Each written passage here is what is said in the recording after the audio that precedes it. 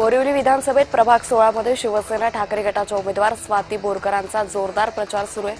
मतदारसंघातील नागरिकही त्यांना उत्स्फूर्तपणे स्वागत करतायत। स्वाती बोरकर यांना हा प्रतिसाद सर्वाधिक मतांनी विजयी होणार असा विश्वासही त्यांनी यावरून व्यक्त केला आहे।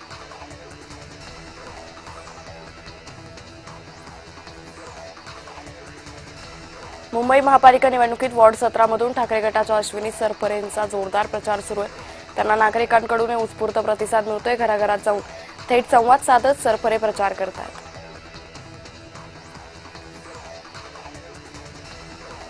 पुणे महापालिका निवडणुकीसाठी पालिका प्रशासन सज्ज झाले। मतदान केंद्रांसाठी 26,000 कर्मचारी आणि जवळपास 4100 पोलिसांच्या बंदोबस्तात पुण्यात मतदान होणारे 31 निवडणूक व्यवस्थापन कक्षांची स्थापना करण्यात आली आहे।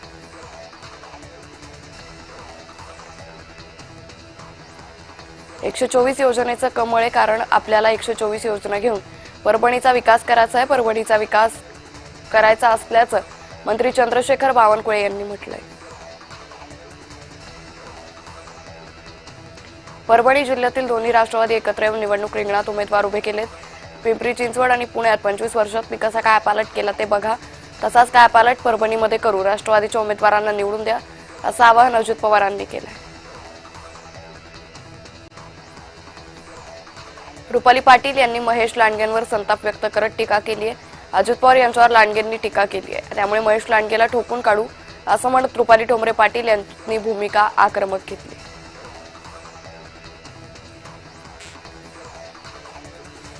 सोलापुरात एमआयएम उमेदवारांच्या प्रचारासाठी असदुद्दीन ओवेसींनी जाहीर सभा घेतली। यावेळी हिजाब घालणारी महिला एक दिवस देशाची पंतप्रधान बनेल असं विधान ओवेसींनी केले। शिवाय महायुतीवरही ओवेसींनी जोरदार टीका केली।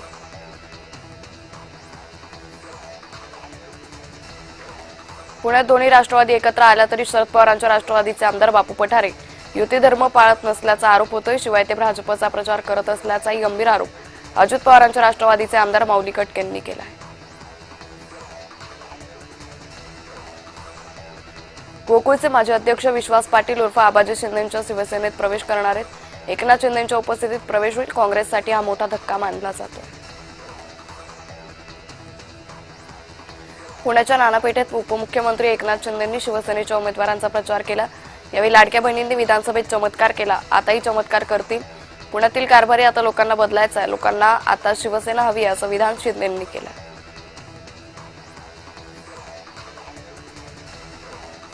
पनवेल महानगरपालिका निवडणुकीच्या रणधुमाळीत शिवसेना पक्षानं शिस्तभंगाच्या कारवाईचं मोठं पाऊल उचललंय। पक्षविरोधी कारवाई केल्याचा ठपका ठेवत शिवसेनेनं 4 पदाधिकाऱ्यांची हकालपट्टी केली। जळगावात प्रचार करताना शिवसेना शिंदेंच्या जिल्हा प्रमुखावर स्थानिक महिलेनं संताप व्यक्त केलाय। प्रभाग क्रमांक 5 मध्ये विष्णू बंगाळे यांच्यावर महिलेनं संताप करतानाचा व्हिडिओ व्हायरल झालाय। ठाण्याच्या माजी महापौर आणि शिंदेंच्या शिवसेनेच्या मीनाक्षी शिंदेंचा आक्षेपार्ह वक्तव्य असलेला फोन कॉल व्हायरल होतोय। या ऑडिओ क्लिपमध्ये मीनाक्षी शिंदेंनी कार्यकर्त्याला शिवीगाळ करून धमकावल्याचा दावा केला जातोय।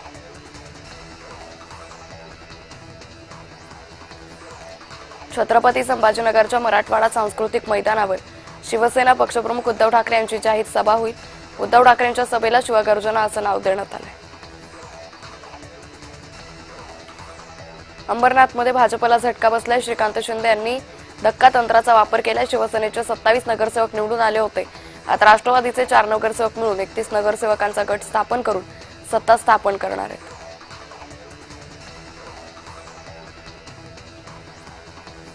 भाजपाचे मंत्री मंगलप्रभात लोढा यांनी ठाकरे बंधूंच्या मुलाखतीवर टीका केली आहे। दुसरा भाग येऊ द्या किंवा तिसरा भाग येऊ द्या, जनतेला यावेळी महायुतीचा महापौर निवडून द्यायचा आहे असा टोला लोढांनी ठाकरे बंधूंना लगावला आहे।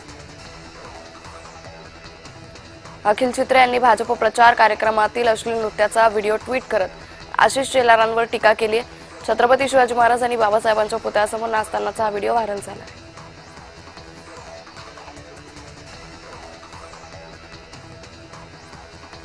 नवी मुंबईत निवडणूक आयोगानं मोठी कारवाई केली। एका आलिशान गाडीमध्ये लाखो रुपये सापडले।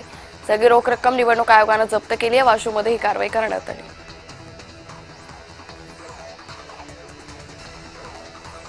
ओवेसींनी मालेगावात विजयाचा विश्वास व्यक्त केलाय। पक्षाची जबाबदारी निभवायची।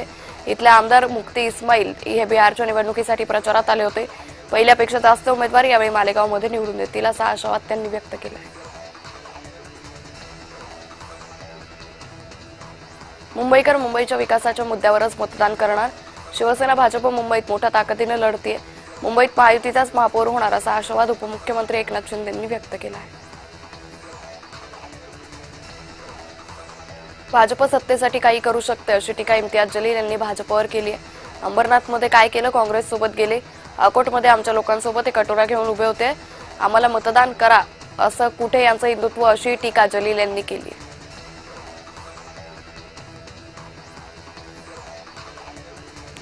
परळी नगरपालिकेमध्ये गटनेतेपदाची निवड करण्यासाठी राष्ट्रवादी पार्टीने एमआयएम सोबत युती केली आहे. या युतीची दखल वरिष्ठ पातळीवर घेण्यात आली आहे. याबाबतचा निर्णय वरिष्ठ घेणार आहे. महायुतीतील सत्ताधारी असो किंवा विरोधी ते आमच्यावर टीका करतायत असं वक्तव्य सरचिटणीस सुरज चव्हाण यांनी केलं आहे.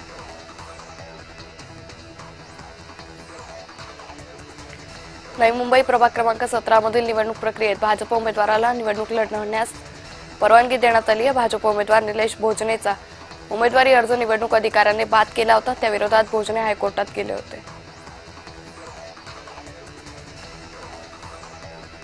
महायुतीचा जाहीरनामा शुक्रवारी दुपारी 12 वाजता प्रसिद्ध केला जाईल. महायुतीच्या जाहीरनाम्यात मराठी भाषेसाठी अधिक प्रसारासाठीचे धोरण, मराठीच्या अंशसंख्या वाढीसाठीचे विशेष प्रयत्न, मुंबईकरांची ताण भागवण्यासाठी गारगाई धरणाची निर्मिती हे महत्त्वाचे मुद्दे समाविष्ट आहेत.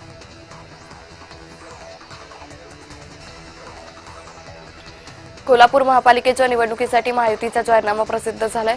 अनेक आश्वासनं देण्यात आली. पालकमंत्री प्रकाश आंबेडकर, चंद्रकांत पाटील, हसन मुश्रीफ, राजेश क्षीरसागर, धनंजय महाडिक हे उपस्थित होते.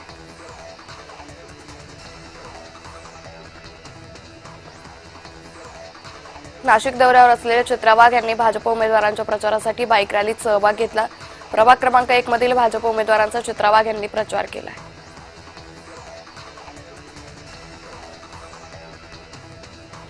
ठाण्यात मुस्लिम बहुल भागात भाजपनं प्रचाराचा धडाका लावलाय. मुस्लिम बांधवांनीही उत्स्फूर्तपणे प्रचारात हजेरी लावली. भाजपचे आमदार निरंजन डावखरे यांनी या ठिकाणी भेट दिली, मुस्लिम बांधवांशी संवाद साधला. वांद्रे पूर्व मतदारसंघातील वॉर्ड क्रमांक 87चे उमेदवार प्रमोद नार्वेकरांना धमकी दिली गेली आहे. निवडणुकीतून माघार घेण्यासाठी नार्वेकरांना जीवे मारण्याची धमकी दिल्याचा सचिन सावंत यांनी आरोप केला आहे.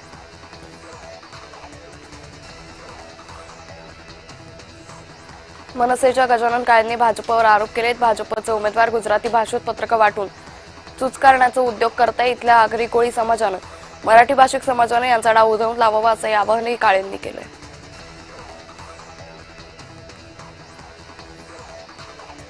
दोन्ही राष्ट्रवादी एकत्र येण्याच्या चर्चेवर राष्ट्रवादीचे माजी मंत्री जयंत पाटील यांनी थेटपणे बोलणं टाळले. मात्र शाहू फुले आंबेडकरांच्या विचारांचा विजय होण्यासाठी कोणी प्रयत्न करत असेल तर आम्ही पाठबळच देऊ असं जयंत पाटील म्हणाले.